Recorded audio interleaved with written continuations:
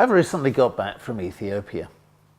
Even those who've thought about expanding in Africa have never seen Ethiopia as an easy place to grow. It's number 161 on the World Bank list. Although it's the home of one of the biggest and best airlines in Africa, most passengers just make connections and don't visit. Those that do discover a thrilling country, unlike any other, with incredible landscapes and unique historic sites.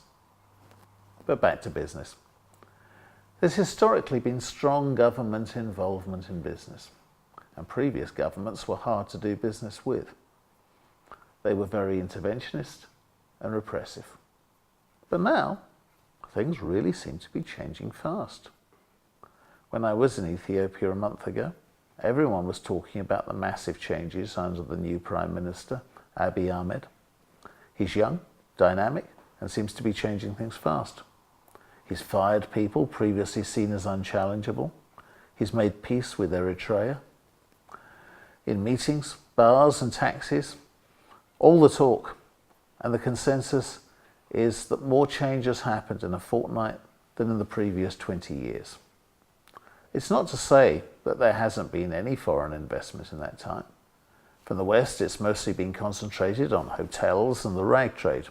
Big multinational clothing firms have been moving work from Bangladesh in recent years, adding to the leather workshops already there. The biggest investors, like most other countries in Africa, have been the Chinese. They've been investing in infrastructure. Addis Ababa now has a gleaming new light rail metro system, and there are motorways to cities that replace roads that weren't much better than tracks when I last visited just 4 years ago. There are lots of reasons to hope it opens up more.